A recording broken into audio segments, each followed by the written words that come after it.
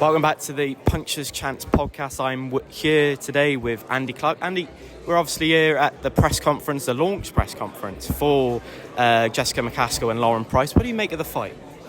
I like it. I think it's a really good fight because it was the logical next step for Lauren to fight for a world title. People talk about her only being 6-0, but she's got some rounds, and the depth in women's pro boxing isn't the same as in the men's. So if you turn pro with the kind of credentials she did, then you need to do this sooner rather than later, or the danger is you stagnate and you're not really challenged, and that can be tricky. So it's definitely the right thing for her, and I like the fact that they've got McCaskill because she's the number one in the division. She has to be, because she was undisputed and she never lost any of those other belts in the ring. So she's going in as deep as you can, and she's good to watch, McCaskill, as well. So I don't see this being...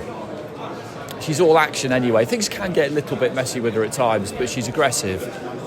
Brings good kind of educated pressure. So it's a good fight. I think it'll be a good fight to watch. I do think Price has got a very good chance of winning, but if she's not absolutely where she needs to be, she'll lose, because McCaskill is, a long-reigning world champion. Yeah, as you said then, I think Jessica's had more world title fights than Lauren Price has had pro fights. Easily. Do you think that plays a factor in the fight at all? Yeah, it's definitely a factor, because I remember the first time I saw her was when she boxed Katie Taylor. I was working on that fight, and I remember talking to her in the build-up about her journey up until that stage, and her route into pro boxing was totally different from Lauren's. She did box as an amateur, but took boxing up quite late. I think went 23-3, then turned pro, and it was hard to get onto cards. It was hard to get fights. She was in Chicago. Good boxing scene there, but it was really difficult to kind of build any momentum and get anyone to believe in her and get behind her. But they did. Eventually she met Rick Ramos, and she gave a good account of herself against Taylor. She was totally unproven against Taylor, but she hung in there for the 10 rounds and did pretty well. And since then, she's had 9 world title fights and has won 6 world titles, including being undisputed. And that kind of experience, it definitely matters, because you saw it up there today. What she's trying to do is she's trying to say to Price, listen, I like you, well done on everything you've achieved, but this is a bit too soon for you, but I like you, and you can come again, and it's fine, and we're friends, there's no arguments here. And then she wants to really surprise her on the night, hope that Price is kind of slightly takes her eye off the ball, and then just goes from the first bell, and that she struggles to respond to that, and by the time maybe she does, it's too late, because these 10 2-minute rounds go by like that. That's what she's up to, and you've got to make sure you're alive to it all, or you could easily fall for it. Obviously, on the women's boxing as well, 10 2-minute rounds. What's your take on the 2-minute rounds? I think it gives us something different. I've seen so many good 10-2s, so many. We had one at the start of the year between Natasha Jonas and Michaela Mayer, so I think it gives female boxing a different identity to men's boxing, and I think that's a good thing. You see that in other sports. Female matches at Wimbledon are different to the men's. You get a different kind of look. I understand the argument for 3-minute rounds, because some fighters feel it'll suit them more, but as for who it suits more, it's quite interesting, because fighters who rely heavily on work rate a lot of the time feel like, oh well, if I had an extra minute, you'd tire in that extra minute and I'd get you out of there. But the flip side to that is, well, maybe you would, because if you're really fit, and they all are, they could go all out for 2 minutes, recover for a minute, and do that 10 times. And that's why we've seen some amazing fights. I think it suits fighters with better technique, because the better your technique, the less unnecessary energy you expend. And if you can hold that technique deep in a fight, we see it in the men's a lot. Someone who's a real high-pressure fighter, if they can keep that going to the end, well done. But if they're in with somebody who can match them for effort but has slightly better technique, that's what serves you well when it gets really, really hard. If you can just hold that together a little bit better and find the accuracy, then generally you'll come out on the right side of it. So I see both sides of it, really, but I'm not in a desperate rush to see 3-minute rounds. I'm fine with it, but if people only want to see that because they want to see people get knocked out more, then they need to have a word with themselves, because yes, the knockout is central to boxing, but we see plenty of them in the men's. And women shouldn't be required to get knocked out to be judged as being equal. I mean, that's absurd. Yeah. Talking about knockouts, you're obviously over in Saudi Arabia. What did you make of that Joshua Ngannou fight? it was a demolition in the end. And after the event, it's easy to look at it and think, well, of course he was going to do that because Ngannou's a novice. But that performance against Fury had to be taken seriously. You had to give him a lot of credit for it.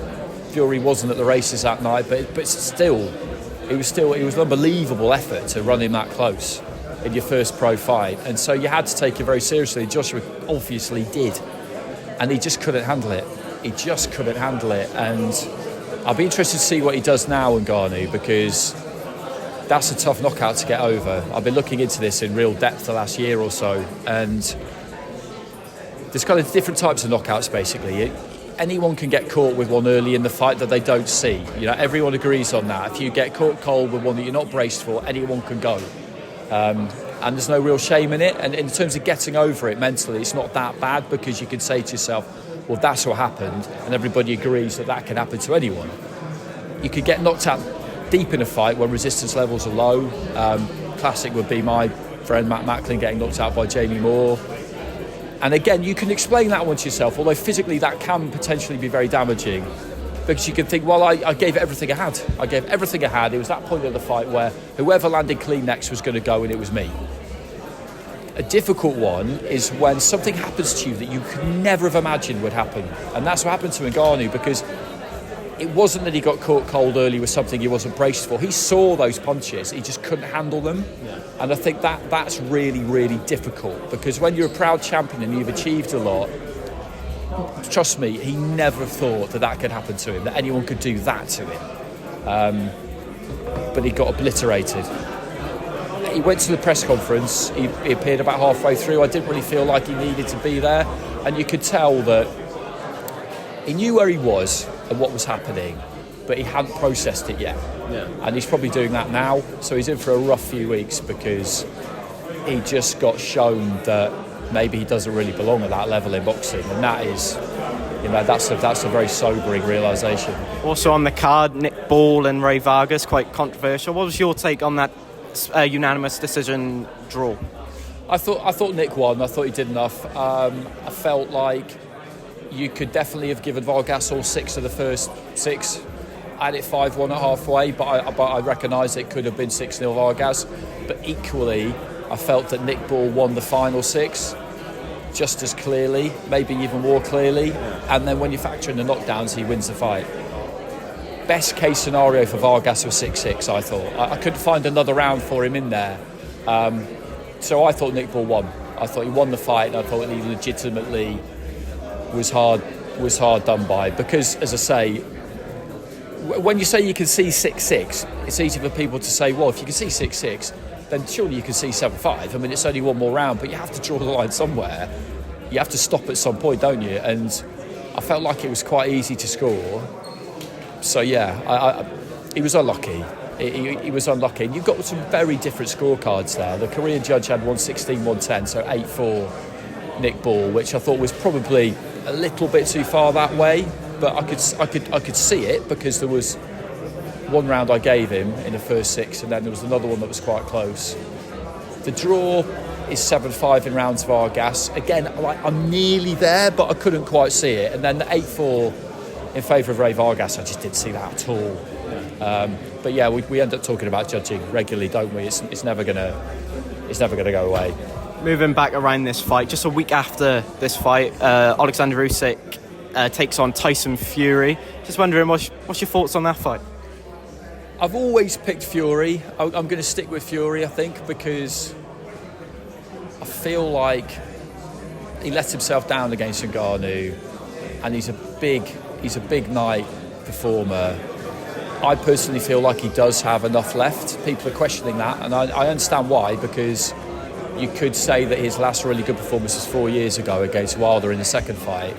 I was at the third fight, and it wasn't a particularly good performance. It was an amazing fight, but that takes a piece of you. And since then, he's not really been challenged, because he beat Dillian Whyte very easily, beat Derek Chisora very easily, and he didn't take Ngannou seriously. So I think he's got enough left in the tank to really knuckle down, have that fear in him to train hard and to beat Alexander Usyk. But equally, it could be that it isn't quite there anymore. We'll find out, because Usyk is still, I mean, he's not that young either. I mean, he's older than Fury actually, but he's lived a life in a way that Tyson hasn't always. But I feel like Fury's got the skill to make the size count, basically. Finally, from me, going back to this fight, can you give me any sort of prediction? I'm reluctant to give predictions on fights that I'm commentating on, but I've just given you one for Fury Usyk. So I think it's going to be genuinely very, very tough for Lauren Price, but I do feel like she's got the composure and the mentality to be able to make what I feel are her superior boxing skills count. It will be difficult because in 20 minutes you have no choice but to go with them and go with the pace they set to an extent.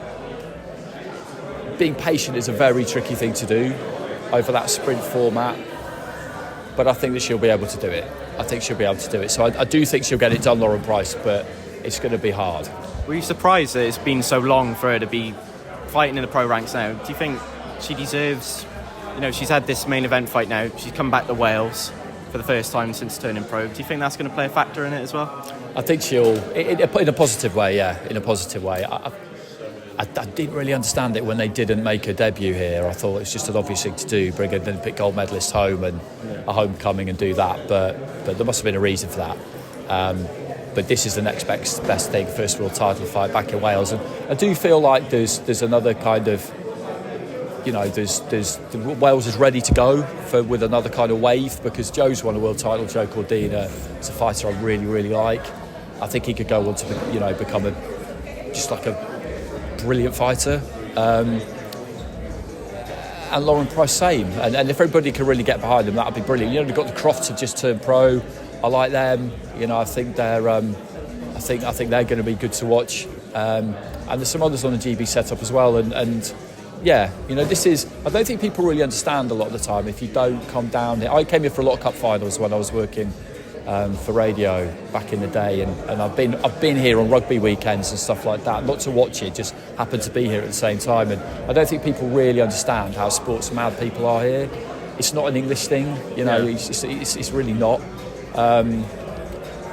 So it'd be great. I mean, I like coming here, so I'm bang up for Lauren Price, making this a fortress, because it's fun.